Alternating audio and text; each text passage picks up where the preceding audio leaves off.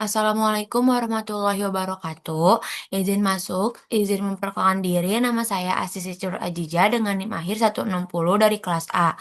Di sini saya akan mempresentasikan tugas kimia farmasi 2 tentang spektrofotometri UV visible dengan dosen pengampu Ibu Apoteker Rina Anugrah SPAM MSI. Definisi spektrofotometri UV visible. Spektrofotometri UV visible adalah metode analisis kuantitatif dan kualitatif yang didasarkan pada pengukuran intensitas cahaya ultraviolet 200 sampai 400 nm dan cahaya tampak 400 sampai 800 nm yang diserap oleh suatu zat dalam larutan. Yang pertama, prinsip dasar dan metode spektrofotometri UV visible. Prinsip metode ini didasarkan pada penyerapan energi cahaya oleh molekul pada daerah sinar ultraviolet dan sinar tampak. Ketika sinar dengan panjang gelombang tertentu melewati larutan sampel, sebagian energi cahaya akan diserap oleh molekul dan sisanya diteruskan. Besarnya penyerapan ini sebanding dengan konsentrasi zat yang dianalisis. Hasil pengukuran ditampilkan dalam bentuk spektrum UV visible atau kurva yang menunjukkan hubungan antara panjang gelombang dan absorbansi. Kedua, senyawa yang dapat dianalisis dengan spektrofotometri UV visible.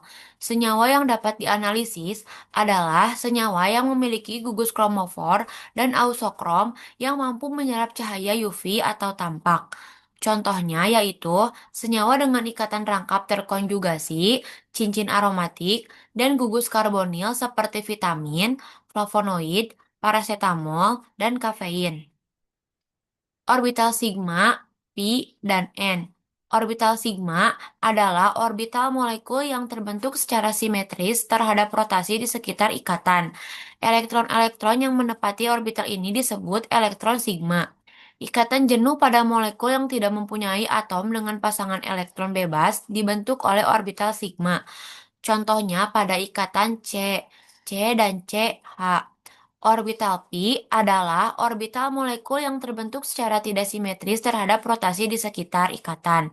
Elektron-elektron yang menempati orbital ini disebut elektron pi. Ikatan tidak jenuh pada molekul yang tidak mempunyai atom dengan pasangan elektron bebas dibentuk oleh orbital pi. Contohnya pada ikatan C dan CO. Orbital non-ikatan. Orbital non-ikatan adalah orbital yang mengandung elektron bebas dan tidak berinteraksi dengan orbital lain. Elektron-elektron pada orbital ini disebut elektron N. Atom pada molekul dengan pasangan elektron bebas dibentuk oleh orbital non-ikatan. Contohnya pada atom O dalam H2O, N dalam NH3, dan S dalam H2S. Faktor yang mempengaruhi pergeseran panjang gelombang. Pertama, sistem terkonjugasi. Semakin panjang serapan bergeser ke lambda max lebih besar. Kedua, perpaduan kloroform dan ausokrom. Ausokrom memperkuat dan menggeser serapan. Ketiga, pelarut. Kepolaran pelarut mengubah posisi serapan. Keempat, larutan elektronik. Interaksi molekul mempengaruhi energi transisi. Kemudian, instrumentasi spektrofotometer UV visible.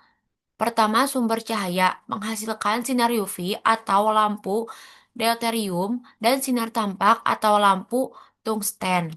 Kedua, monokromator memisahkan panjang gelombang cahaya yang diinginkan. Ketiga, kuvet atau sampel, tempat larutan sampel yang akan dianalisis. Keempat, detektor mengubah energi cahaya menjadi sinyal listrik. Kelima, display atau recorder menampilkan hasil pengukuran absorbansi. Kemudian prinsip dasar analisis kualitatif dan kuantitatif senyawa dengan metode spektrofotometri UV visible. Pertama, analisis kualitatif dilakukan dengan mengamati panjang gelombang serapan maksimum lambda max yang menjadi ciri khas suatu senyawa. Kemudian, analisis kuantitatif dilakukan dengan mengukur nilai absorbansi yang berbanding lurus dengan konsentrasi senyawa sesuai hukum Lamberber. Yang terakhir, kelebihan dan kekurangan metode spektrofotometri UV visible. Kelebihan yang pertama, metode sensitif dan akurat, mampu mendeteksi kadar senyawa dalam jumlah yang kecil. Kedua, mudah digunakan dengan prosedur analisis yang sederhana dan cepat. Kemudian kekurangannya. Yang pertama, hanya dapat mengukur senyawa yang memiliki gugus kromofor dan atau ausokrom. Yang kedua, cocok untuk sampel dalam keadaan tunggal atau untuk tunggal butuh pemisahan atau dengan teknik yang khusus. Baik, sekian yang dapat saya sampaikan. Mohon maaf apabila ada kesalahan. Wabillahi taufiq wal hidayah. Wassalamualaikum warahmatullahi wabarakatuh.